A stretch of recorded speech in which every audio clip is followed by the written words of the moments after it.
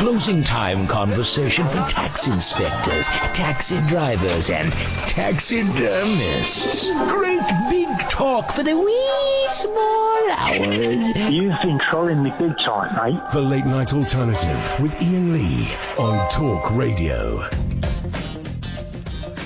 There we go. Vix has just tweeted, from racism to jokes for 5-year-olds in seconds. Best show on the radio, isn't it, though? So don't call in now, because we're kind of done with the calls for tonight.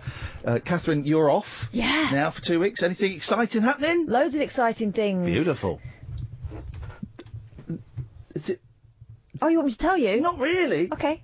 Well, because I know that you'll send me pictures anyway, which I'm looking forward to. I miss you when you're away. Who's producing? Hayley. Oh, I like Hayley. She's, but she's not as good as you. Correct. I do like Hayley, but I miss you when you're away. You know, because the producer-presenter thing has always been it's been a good relationship for us. But then it's evolved from me being my show to kind of, being us. Mm-hmm. So I miss you. And then, so 2 weeks of you not being there. Then I'm on my own. Then I'm off and you're hosting, yeah. Which is good. That's good news for people. But then we'll get back to, whatever normal is. Yeah, September. So have a nice holiday. Thanks. So, XTC, flipping brilliant. You know the hits, man. Senses working overtime, making plans for Nigel, Sergeant Rock, and all of that stuff. And Andy Partridge is the guy that gets all the attention. And I think Andy... Genius, maybe slightly strong, but certainly borderline genius. Is one of rock's great eccentrics, I'm going to go with. But there were other people in the band, and Colin Moulding was the bass player and also wrote some of the biggest hits. He wrote Making Plans for Nigel, which I think probably was their biggest hit. He wrote Generals and Majors and Grass and King for a Day and some big songs, man. And a flipping amazing bass player.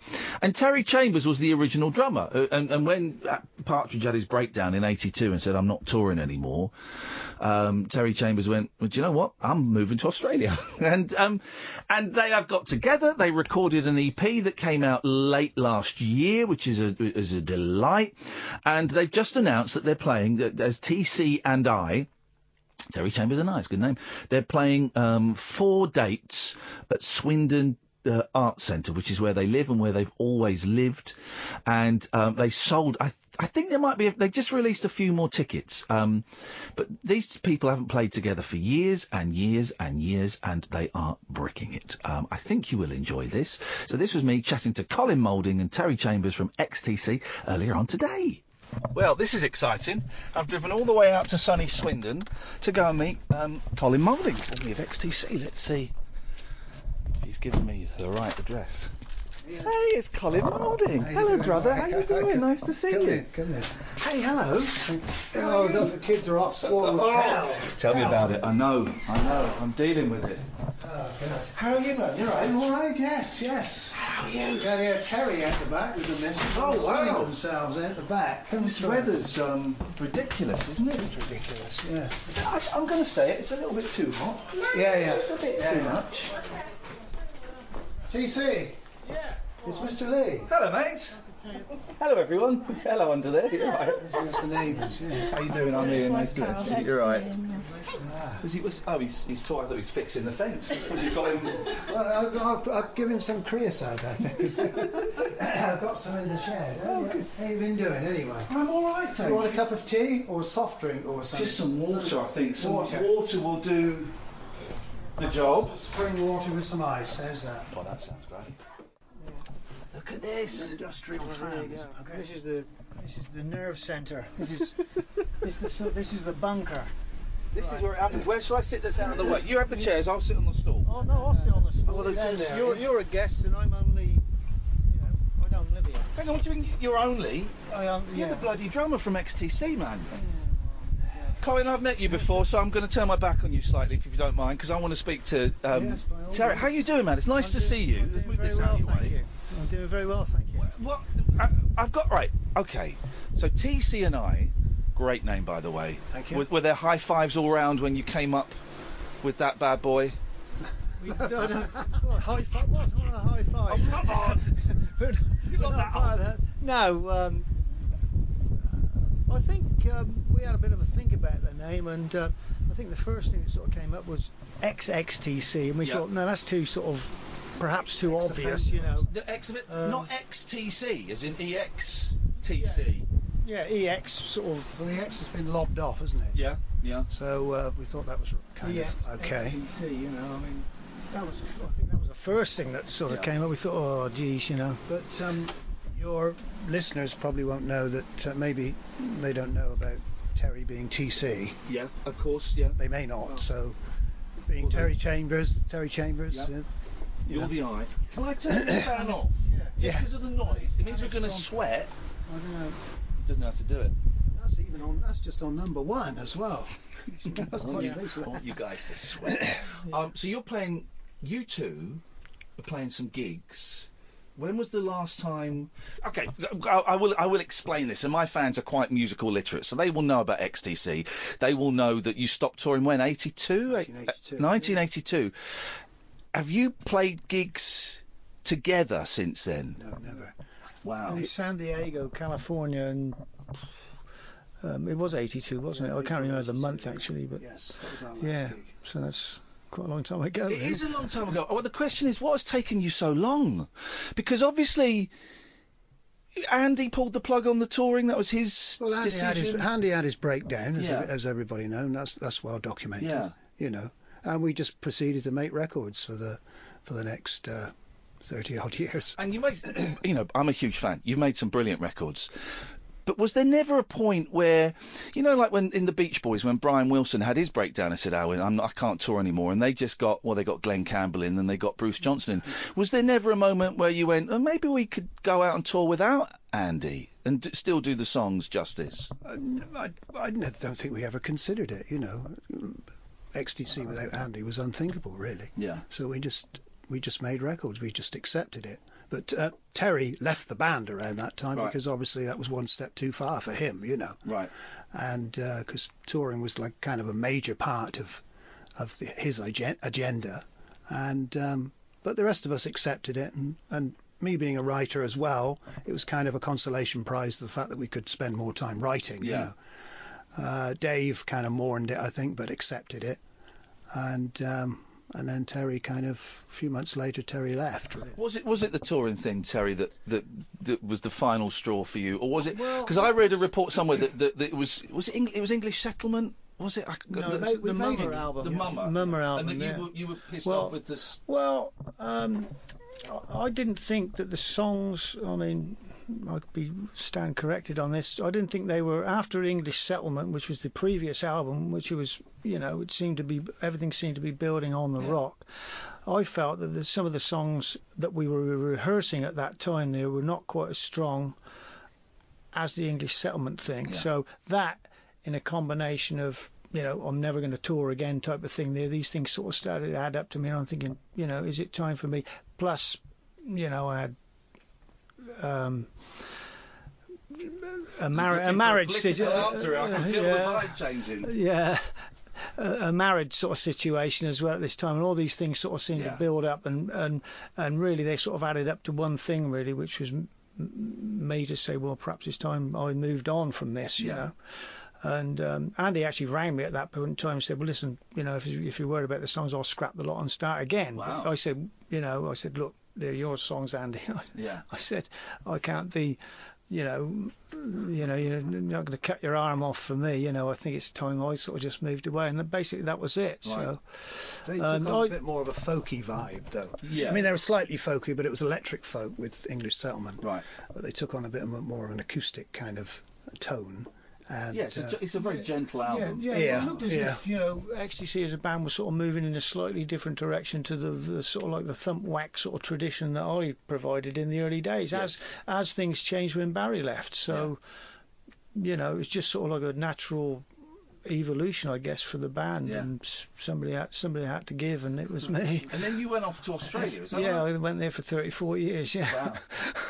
And were you drumming when you were over Well, there? when I first got there, I wasn't really doing anything at all, and I got approached by a band over there to sort of fill in for somebody, through a friend of mine that was an agent out there, and I thought, God, I've got to try and do something. So I sort of went in and played about 18 months with a band called Dragon out there, Right. which, it put food on the table, but it certainly wasn't an enjoyable experience, because, I mean, we were 4 lads from Swindon type of thing, grew up.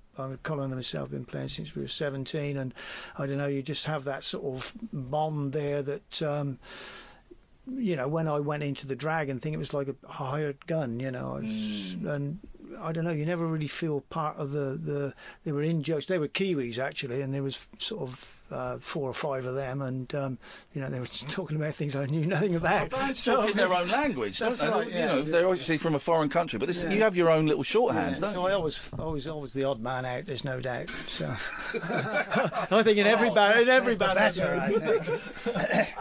I'm going to kind of flop all over the place. How did were you two always in contact then for the last 30 odd He'd come years? over for family dues, Right. and occasionally we might go out for a beer, but generally, I never saw him. Well, then what shifted this time then? What was the conversation where you went, yeah, maybe we should do something together? Well, Terry came over and intended to stay. Right. Because he was having personal problems and was getting divorced. And Same here, brother. No. Well, join the club. Yeah, isn't it? What a club to be a member Well, of. it's a happy club afterwards. I usually find. Right, okay. During that period of time, it's a difficult time, as you well know. Yeah. When you're going through this thing, you're just getting pulled from pillar to post, and it's anybody that says it's an amicable divorce probably hasn't had a real. I'm sort of coming towards the end of it, but still slow. And the fact everyone bandies that word divorce around, and you think, oh, it's going to be easy. It's horrible, man. Isn't it? It's just dreadful, because the only people that make anything out of it are the solicitors. It's the If you know what I mean, yeah. because one side will drag it out. Oh, you want to be doing this, and in the end, neither yourself or your spouse. Not that you go into this thing to get the upper hand, but it just seems to be that they don't. Yeah. They don't sort of make the passage easy. Right. Well, Well, I'm sorry you're going through that. I've gone through it. Oh, is it done? I'm out the other Oh, side. well. I'm And it's all right at the Well, I end? think so. Well, Okay. yeah. I mean, it's never ideal, but better it's over now, and I've still come So out. you with it. moved back over here, yes. and that was when the cogs started turning that maybe... Well, it's actually, he was over here a week after he'd been over here a week. He came for a wedding, wasn't it? Yeah, He came for a wedding Yeah. and stopped rather longer than he thought he would do. Right. And then he said, well, I'm intending to move back for good. Yeah. And I thought the cogs of my mind started to turn, as they say. And I thought, I wonder, would you be into recording some songs? And we went out and got really drunk one night. This was at the White Horse, Uffington White Horse. There's a pub at the foot of the White Horse called the White Horse, believe it or not. Yeah. Cleverly done. Yeah, and we just got horribly drunk in there one Sunday night and filled our faces with pizza. Washing our faces in pizza. and I popped the question. I said, do you fancy... Got down on one knee. So the next thing you know, I'm married again. Yeah. So I got a ring, and the rest is hysterical. Yeah. Very much similar to the way that Ian Gillan ended up getting the job for Black Sabbath. How did you do? I don't know the story. Well, apparently he'd left Deep Purple and Ozzy had left Black Sabbath, and I don't know whether this has got any relevance to the story. But, once again, he went out with Tony Iommi and Geezer Butler, as I understand the story, and once again got horribly drunk, and then Gillan woke up the next day realising that he'd had this phone call saying, you're late for rehearsals, and apparently he'd signed up arranged for the band. more or less sort of, next thing you know, he's sort of touring with the Stonehenge thing and all the rest of it, But I'm hoping our ending will be a bit happier than that, because obviously Gillan ended up sort of saying, well, Ozzy's really the singer for this band, you know what I mean? And they sort of went back to where they should be. So, but I think it was just that moment. Well, it was just a moment of drunken lunacy, literally. So you decided to record, and you released this wonderful EP. When did the EP come out? That was a while ago, wasn't It it? came out in October Oh, it was last year. of last year. Okay. Yeah. And how did you find that? How did you find work? Because it's the bass and the drums, integral backbone of of any band. Well, Colin basically had a couple of these songs that he was going to record anyway. 2 of which we sort of wrote once I got involved, I guess. So I mean, he was I mean, I just sort of filled the gap, I guess, and sort of made it a little bit, because Colin was saying it's sort of very soul destroying, just sort of working on your own, Right. you know. So the fact that I sort of came on board sort of meant that we can sort of spend time together here, Yeah. and it just sort of eases the burden a little bit, because you can then sort of bounce things off of me, thinking, you know, and you're not totally making the decisions there, because if you're a little unsure, it's just nice to sort of have somebody to sort of think, well, what do you think then, you know? Soul destroying though, doing stuff on your own. It is Really? Why? I think the writing is okay. I think you need to do the writing on your own, but the actual physicality of getting these machines working and you know, jumping the other side of the curtain. I should say we're sat in a very fancy, compact, but a very fancy home studio. It's got the whole. I can see them just poking out. That I better get salt in here when you're playing. That's got all the stuff. So yeah, actually the act of recording. Yeah, it's a three-man job. Right. You know, I mean, in the old days, you relied on other people to do all that, you know. But since then, over the years, I've got little bits of equipment and stuff, you know. And I thought, well, if I'm going to record anything, I certainly can't. No one's going to sign me. So I thought, well, I better get some recording equipment and try and do it myself. Yeah. Which I did do, and but it was a struggle, kind of the actual physicality of recording. You know, the writing is different. You can just lie in your bed with your laptop and you just plug in a keyboard and away you go. That's your technique. That's your. Oh yes. Your secret is Doesn't doing it in everybody do it bed. that way? Yeah, that's everybody does So that way. the songs are kind of written in bed, you know. And I thought, well, we've got to try and bring these songs to life. And it just so happens that Mr. Terry Chambers turned up on my doorstep. And it was. I got him out of bed, basically. You're coming out to play, Colin. Yeah. And XTC fans are thrilled, by this. And the EP is a joy. It's a delight to hear. To hear you two playing together again is great. The reaction must have been pleasing, because there's a lot of love out there for you guys. The reaction to the EP, you mean? Yeah. Well, bewildering. We didn't know we were going to get the reaction that we did, you know. It was kind of, oh, Christ, you know. And so when we sold more than what we thought, oh, my God. And we thought, well, should we do some shows, you know? I was, having written all those songs for XTC over the years, I thought, my God, I'm never going to hear those songs in a concert hall. And I'm just thinking, well, now TC is here. I'm wondering, what's the chances of us doing some shows? Why did you never do shows on your own before? Why was there never an evening with Colin Moulding presenting the hits from XTC? You know what? Did it just never occur to you? Were you afraid? I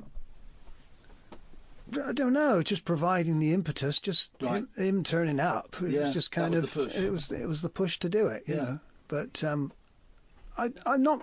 I mean, recording is my first love, I have to say, and writing and recording is my first love, and but you know, I enjoyed gigs up to a point, but it was a kind of, you know, the 5 years that we had touring with XTC in the early days. It was relentless, wasn't it? It was relentless, yeah.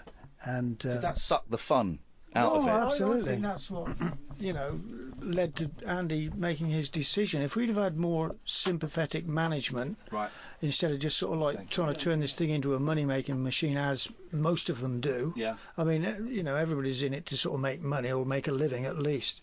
But, you know, you're sort of more or less treated like a machine, and some people hold up to the rigours of the road better than others. Right. And I think in Andy's case, you know, being the front man as well, the added pressure with him, I think basically that took its toll. But I didn't realise that until sort of later on, because I was a young guy at the time thinking, shit, you've done it now. Yeah. You know, just a knee-jerk reaction from me perhaps, and not quite fully understanding that, you know, Andy at that time was off Valium. I didn't have any idea that he was on it in the first place, let alone to have his pills sort of like thrown down a toilet, you know, a night before a gig. I mean, it was just something that I certainly wasn't aware of any of that. Do you regret leaving when you did? Yeah, I think once again, if we'd have had good management, maybe they'd have sort of come round to me and say, listen, let's all have a break and have a calm down. But no, it was just sort of, well, if you're not touring on the road, then you better get in the studio and record, So it was that. So Andy never really got like the rest that he perhaps needed. But as I say, I sort of blame management for that. And they, are there any sympathetic managers out there? Are there? If so, get in touch immediately. Well, I don't know. They'll have to have a very low percentage as opposed to 50%, which they normally get or whatever. I think mental illness then, which is what it is, I suppose, wasn't really understood then. It's not really understood now, but it's understood more. Yeah. And then it was just kind of, put yourself together, man. What you're playing at. That's right. As I say, I'm harping on about management, I know, but I think with good management and man management more so than anything, or person management.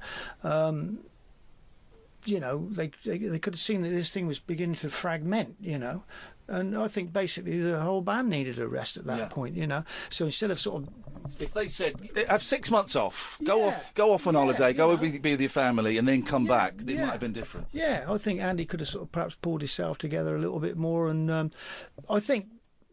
Whether he would have played live anymore, but I think just the gradual build up to that really sort of put him over the edge, without, somebody coming in there and sort of helping the guy out. Let's talk about the live shows. Is it 4 nights at the Swindon Arts Centre? Yes, 4 nights at the Swindon Arts Centre, folks. So come along and clap along. And have you booked this all yourself? You've done this kind of like all yourself? Yes, we booked it all ourselves. We thought, well, let's form a combo with 2 other guys, which we have done. We've had a little bit of rehearsal, and let's just play the songs in their raw state, No back screen projection, folks. No dancing girls. No lasers. No, it's just going to be, you're just going to be looking at us 4. That's it, basically. And listening to this tunes, because it's about the music. Yeah. And so what are you doing? What songs are you doing? Well, that'll be telling, wouldn't it? Oh, come on, look at this. He's playing the game. Everyone scoop. He might desert us in droves. The problem with it is we're still sort of trying to sort the actual running order of these songs. Because it's not until October, is it? So you've got... No, that's right. Oh, actually, there's only a couple of months. We may tell you something now, and it might not be the same in 3 months' time. That's the problem, because we're still trying to get this stuff together with these other 2 guys, as well as ourselves. And... it's sort of taking shape, but we're still juggling, where they're going and all this. I'm going to say some titles, and I'm going to watch your eyes. King for a Day. I'm not saying anything. Whoa! He's closed my eyes. Terry, look at Terry. I haven't got a poker Terry, face, look at me. Look at me. Well, actually, Grass. King for a Day is one of the ones in question. Oh, really? He's grass. You're terrible. All right, I shan't push it. Well, a lot of them have got very high production values, the XTC things, We're doing them on a completely different palette, So what's the band? So you bass, obviously. Yeah, bass and singing. Yeah, bass and singing. Drums. Who else have you got in the band? Well, we've got a rather nice keyboard player called Gary Bamford. Yep. And then on guitar is Mr. Steve Tilling. Fantastic. They're local guys, but they're really rather good. Experience the unconventional. Hello? The unpredictable. Don't you think that's a bit weird? And the completely unorthodox. It was my birthday. With rule-free Iain Lee. I was just trying to generate a bit of content. The Late Night Alternative with Iain Lee. Hate alarm clocks, hate going to work. On Talk Radio. Hello, I'm Jamie East. Now, as well as being on Talk Radio every afternoon between 1 and 4 p.m, I've just started a brand new podcast that I wanted to tell you about. It's called Talk Film. We've got interviews with the big stars like Martin Freeman, Tandy Newton, Josh Brolin, loads of them.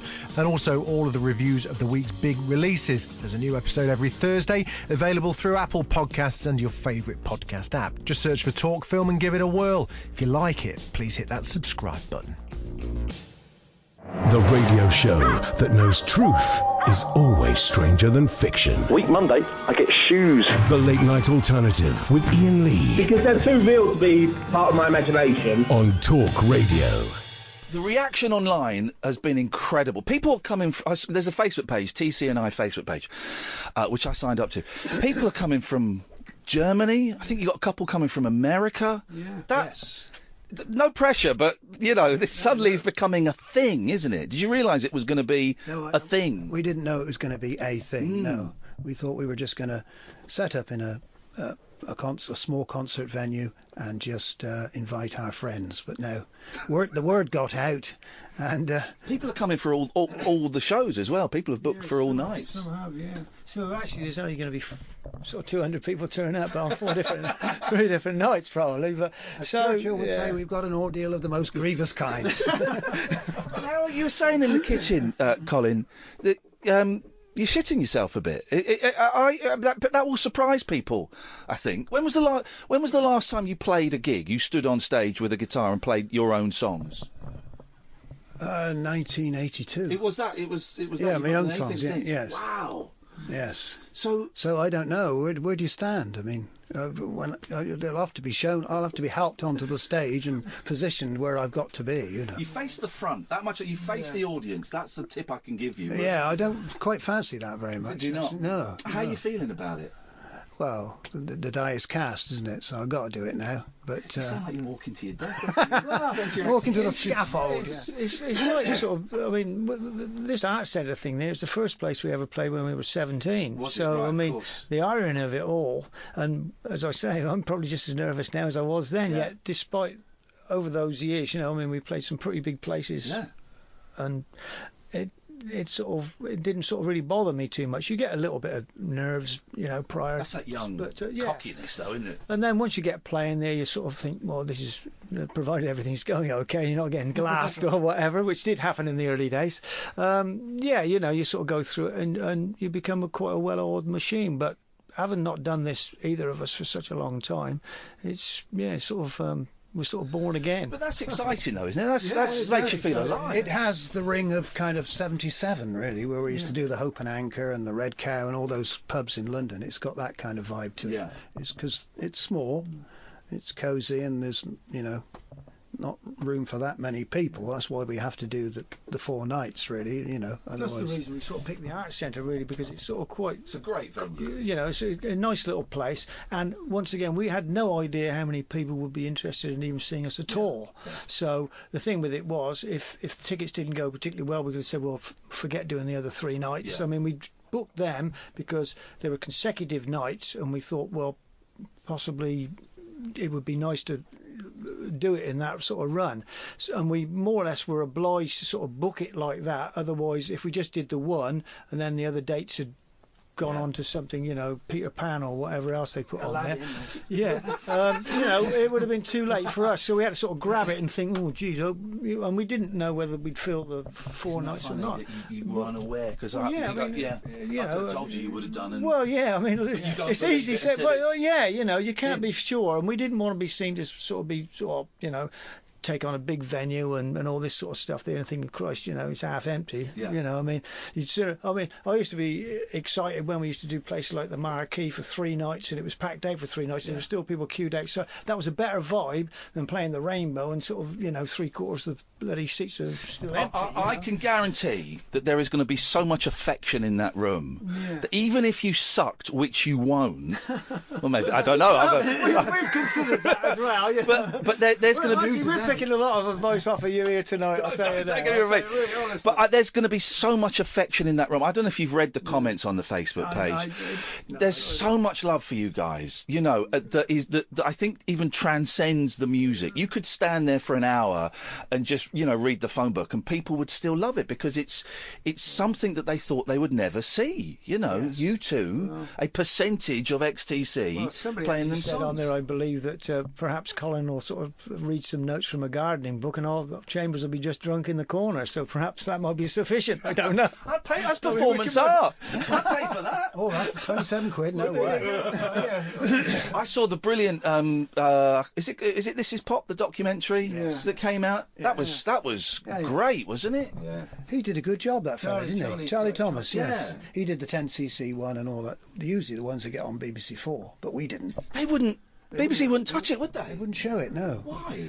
Because we're not that cool, I suppose. You know. Hey, all right, I'm going to ask, because to me, XTC is one of the great British bands of all time. You're up there, I'm going to say it, you're up there with the Beatles in terms of each album being a step forward and being a progression, in terms of, you know, I think songs like King for a Day, Grass and Senses Working Overtime, they're pop classics, and I can never understand why you're not one of the biggest bands in the world. Partly the touring thing, okay, that kind of scuppered the momentum that you had going in that direction. But do you know what? Do you know what I mean? Have you pondered that? Do you sometimes, when you're in your bed and you've put your keyboard to one side, go, why weren't we bigger?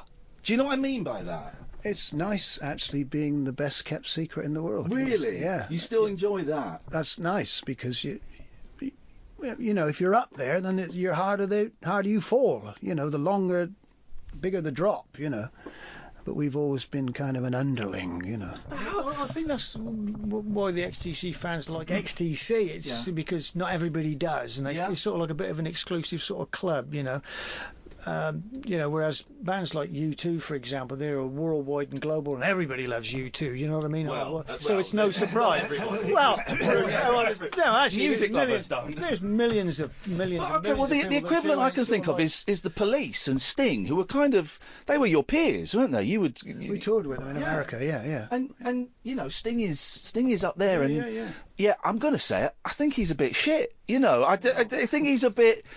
You know, and he's had good moments. He's had good moments, yes. Yes, he's had good moments. But he's up there, and you guys, in my opinion, and the opinion of a lot of people, you know, there's always, every 6 months or a year, there'll be an article in Uncut or Mojo about the XTC, the band you must, the 5 top XTC albums you must have, you know, and it's... I don't think our band ever had any sex appeal to an extent, whereas Sting, you'd have to say, well, sat next to Mr. Colin Moulding, for goodness sakes. I know him very well. Right, okay. No, but you know, I think there's a certain appeal with people like Sting. Right. That, you know, I mean, for example, nearly 100% of our CD sales have gone to males, as opposed to. So we 99.9%. So we don't really appeal to the female market. So I mean, that's sort of 50% of the population, or very close to it. Yes. So I mean, there you go. That's part of it.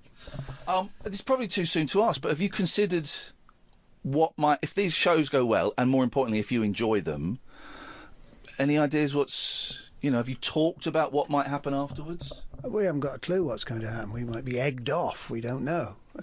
We're just going to take it one step at a time. Right. I think, you know, we're not going to look that far ahead. So you've not said, well, if this goes well, maybe we'll do a little tour, anything like that?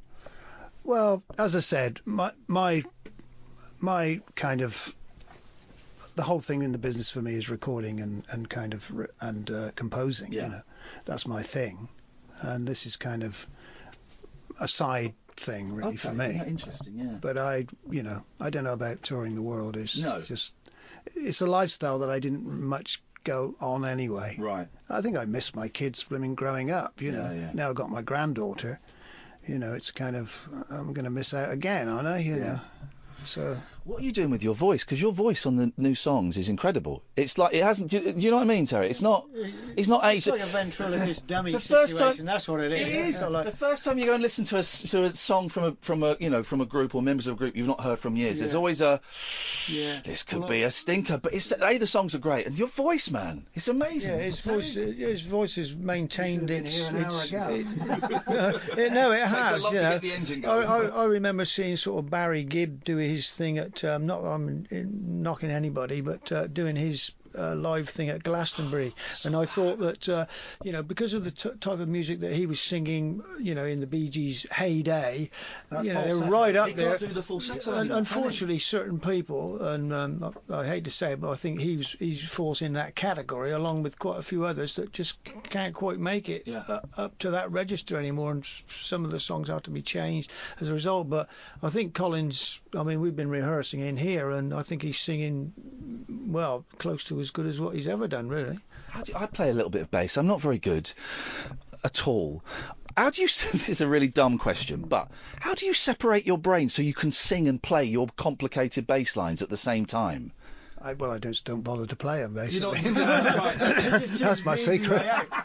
Because your bass playing on the records, I'm going to blow a little bit of smoke up your ass, as the kids will say. You, for me, the top 3 bass players in the world: McCartney, number 1. Number 2, it's you. Number 3 is Carol Kay, from the Wrecking Crew. Although she was very rude to me once in an email. Oh, no. She's a rude lady. You've been very polite. McCartney, I've not dealt with. Who knows? But your bass lines on particularly kind of from the mid XTC period onwards are incredible. Really intricate, melodic, thoughtful bass lines. Well, I had days and days to think about them, Yeah. He didn't have to play them live either. So that's sort of, I mean, when you're not playing live, you can go to town. That's the long and the short of it. Yeah. When you're playing them live and you've got to play as an ensemble and you've got to sing and play bass at the same time, that's a lot harder. Yeah. But when you're just sat on a stool and you can go to town, then it's just. We had time on our hands, think up the parts. You can do the singing later, as you do in the recording studio. You play your bass, you lay your bass down and sing on the song afterwards. But now you're in a position there where you've got to stand up there and do it as well. So, we're working around that. I've got to ask the question. We're not quite in Swindon, are we? We're just outside. Just on the edge. Edge. Wombrah. Beautiful bit of countryside. Yeah. But we are 5 miles away from Andy. If we are. Have you spoken to him? I know he's tweeted that you're doing the shows and he's wished you luck online. Yes. Have you guys spoken to him? We speak on the email occasionally. Right, okay. Probably not as much as we did. Yeah. I've got every respect for his talent. Yeah. But I suppose over the last 10 years there has been some animosity. Right, okay. That's not a secret. I probably like him less than I used to. Yeah. Yeah. But that's bands, That is bands. Does it upset you that I would say 70% of the focus on XTC is on Andy? That documentary that was great, it was mainly Andy. Yes, it was. The articles are mainly Andy. Mm-hmm. And it could be argued you wrote the biggest hits, and wrote some of them, yes. And your songwriting was integral. You say the bass playing was integral. Do you feel that, and I'm not trying to cause an argument, you don't want to answer it, but do you feel that focus on him was unfair? You feel sometimes that you don't get your just desserts, I suppose, but I've never been one for kind of hogging the limelight anyway. So, I just grin and bear it, really. I think from the early days, Andy was the principal songwriter. Colin wrote a couple of songs and he became better as the years went on and wrote more. But in the early days, it was sort of like we were sort of Partridge's mob, really. Right. And, he was front and centre and he soaked it all up. Yeah. So it was very much of a surprise to me that, he didn't want to play in front of an audience anymore. It's like, what happened to sort of, the guy that wanted to soak it up? I mean, when he was in the room there, he wanted to be the centre of attention, as front men generally tend to be.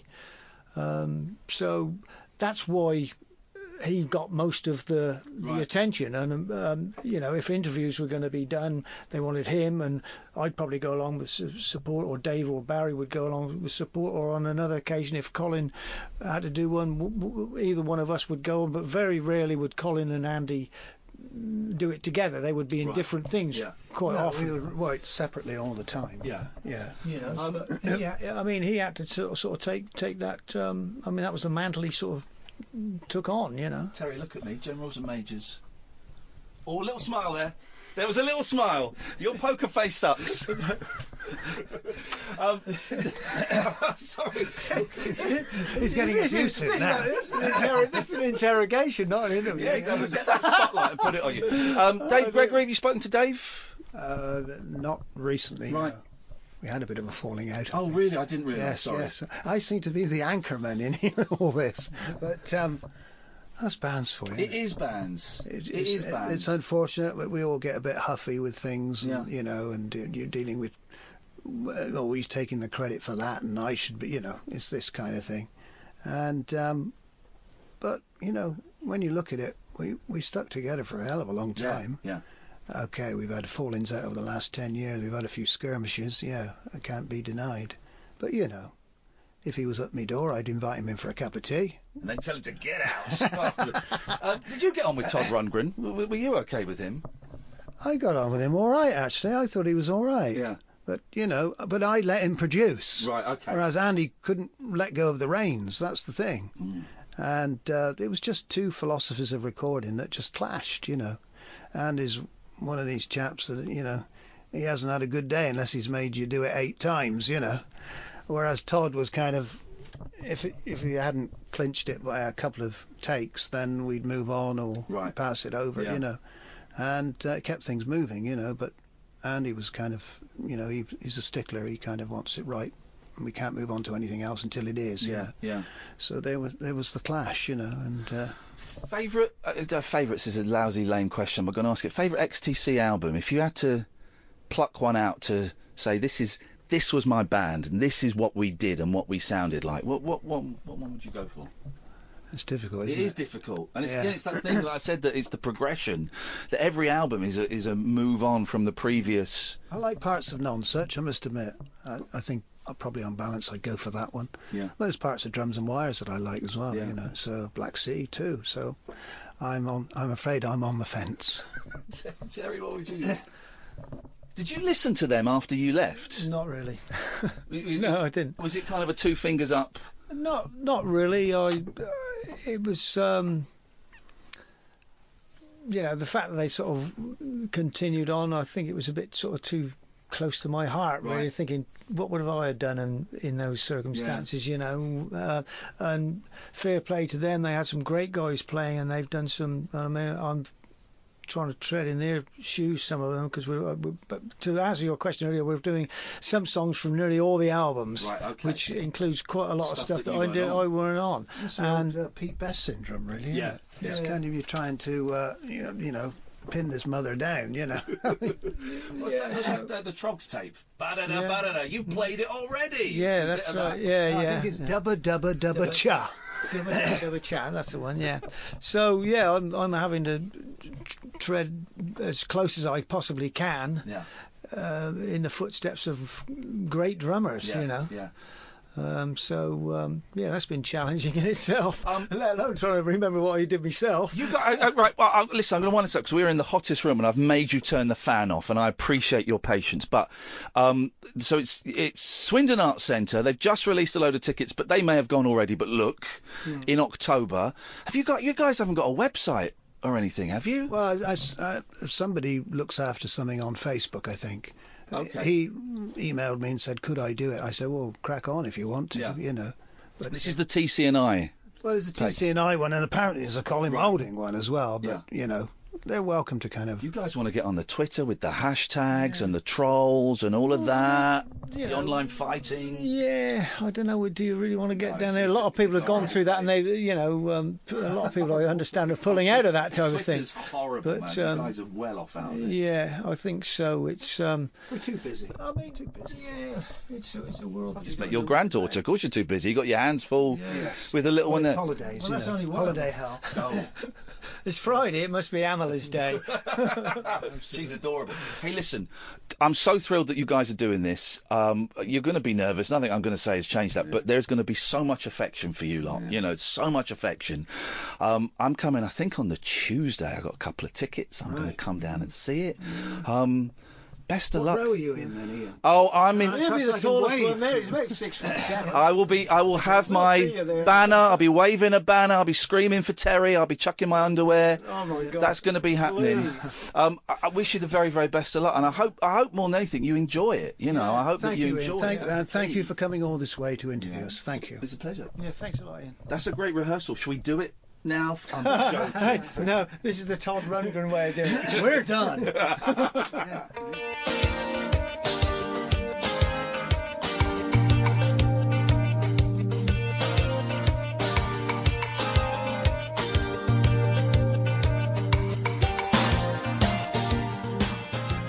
The late night lip service for lovers, loners, and lounge lizards. Well, where exactly is your accent from? The Late Night Alternative with Iain Lee I've forgotten your name already, excuse me. on Talk Radio.